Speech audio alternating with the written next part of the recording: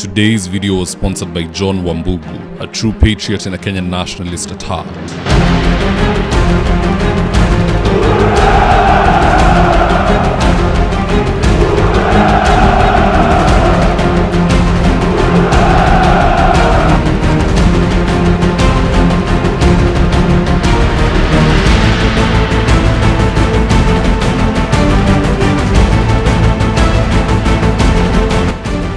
Stand by for debrief in 3, 2, 1. I have seen several tweets purporting that Gideon Moi has officially withdrawn from the Baringo senatorial seat. In fact, here's one such tweet, and I quote, "This is from Bianca and it reads, Gideon Moi has withdrawn his candidature for the Baringo senatorial seat." You know, in politics we always say, where there is smoke, there must be fire. So in line with that, I want us to look into two things. Number one, evidence that Gideon Moi could very well have dropped out to work with Ruto. And number two, why Gideon Moi would even drop out of a race where he's the clear favorite. And so with no further ado, let's get after it. So what evidence do we possibly have that Gideon Moi could very well have dropped out of the race and is having some form of working relationship with Ruto? Well, this KANU circular is what we have, and I quote, "Statement by Honorable Gideon Moi to Standard Group Media, stand down. Onto the body, in recent months, I have openly urged Standard Group Media to hold the government accountable and to speak boldly in defense of public interest. That call was made in the spirit of vibrant democracy and an active opposition. However, the political landscape has evolved. With a new understanding between KANU and UDA, we are entering a season of cooperation aimed at uniting the country and advancing a shared development agenda. In this new context, I am asking Standard Group to stand down from its previous posture of heightened criticism towards the government. The time has come for responsible engagement, one that promotes stability, reconciliation, and progress for all Kenyans. Freedom of the press remains vital, but it must now serve the higher purpose of national cohesion and constructive dialogue. Let us move forward together, building bridges, not walls." Signed, Gideon Moi, KANU Chairman, Wednesday, October the 8th, 2025. Now, that circular on its own lets us know that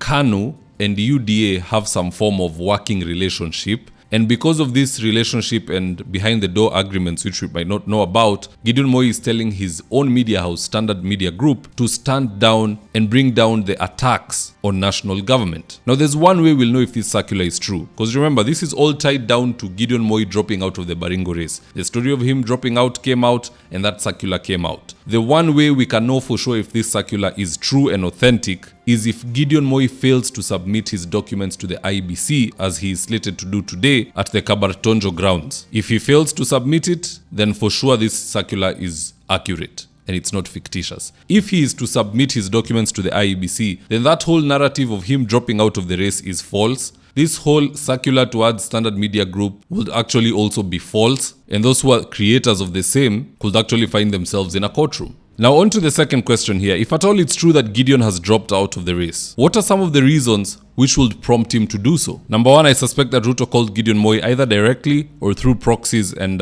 he got to threaten him to drop out of the race, because this is something Ruto has done before. In Banisa, he called and intimidated the DCP candidate and forced him to drop out of the race. In fact, he's Rigiji admitting exactly what happened there. And be firm. We had a very strong candidate in Banisa who was going to be the next member of parliament. William Ruto summoned him and threatened him, intimidated him, and forced him to withdraw from the race. And we said it's okay. Not every leader has the courage that we have to withstand the intimidation and torment of William Ruto.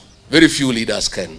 I'm happy that you here, you join me in being courageous leaders who cannot be intimidated by anybody. So could Gideon Moi have been threatened? Yes, he very well could have been threatened by the likes of Farouk or Duale, because long before Gideon even announced his candidature, Duale had already started his intimidations. In fact, just listening to this. Na muambieni Gideon Moi awache upuzi. Huyo mtu awache upuzi. Gideon Moi ile maana ako naye pekee amebeba jina mzee Moi. Hana maana nyingine. Maana ukiangalia CV yake ile kitu muhimu, ukisoma CV yake, he is the son of mzee Moi. A very good old man. Na alioppose Ruto akiwa deputy. Watu ya Baringo kama mko hapa, pelekeni hiyo kitu kwa hiyo kijana amepotea njia. Na umwambie tukutane kwa Senate. Siko by election. Siko by election Baringo ya marehemu Cheptumo. Tutapimana nguvu huko. Sisi na Gideon ajipange, sisi tumejipanga. Unajua mara nyingine wanaume lazima waonane ana kwa ana. So wangapi wako na mheshimiwa William Ruto mkono juu?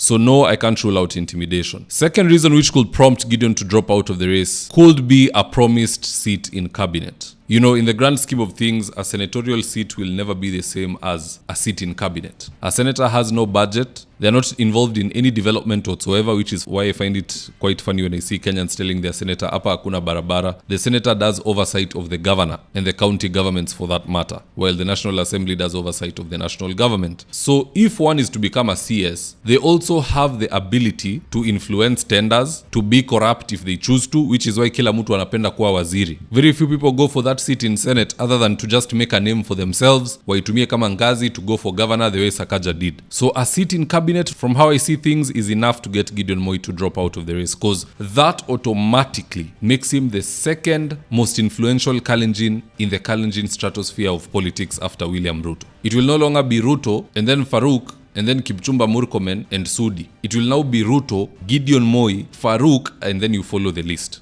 So he is positioning himself in a good place where he can succeed to find his way into the next government, be it from a position of deputy president, prime minister, but he has to be somewhere in the matrix. But like I said earlier, if he does not deliver his IBC documents to Kabartonjo today, then it is true he's not in the race. If he does deliver, disregard what everyone is saying, Gideon will be on the ballot. Na akiwa watu wataona fire. Hii moto yenye Kindiki wanasema ati fire si fire, they will see it on the ballot, because that is a Kanu region. It always has been, always will be. I'm sure they even regret the UDA fellow they elected. But anyway, what say you guys? Do drop me your comments in the comment section below and I'll do my best to read them and to give you a response. And with that is today's ad of the day. If you're in need of electrical wiring, solar installation, or electrical fittings such as strip lights, snake lights, downlighters, or chandeliers, contact Engineer Wycliffe at 0707 476602 and he'll get your house dapped up.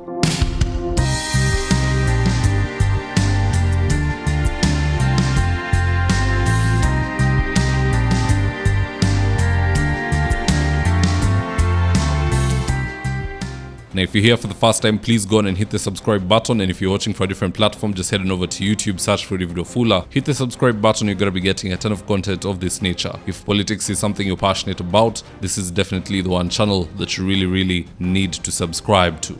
Alright guys, adios.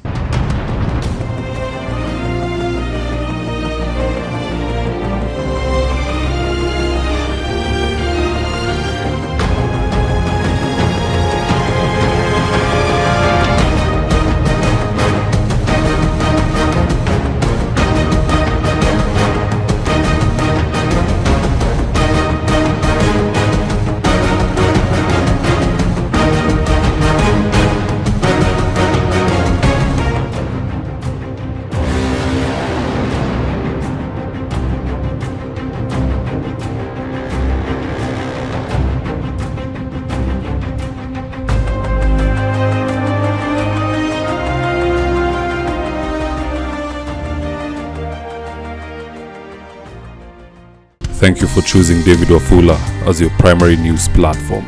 We put countless hours in research, recording, and editing. By showing up each and every day to watch our videos, you encourage us to generate more videos for the viewers. We are on a mission to inform, educate, and build a better tomorrow. To our thousands of followers in a world full of presidents, kings, and queens, you are the real gem. Adios.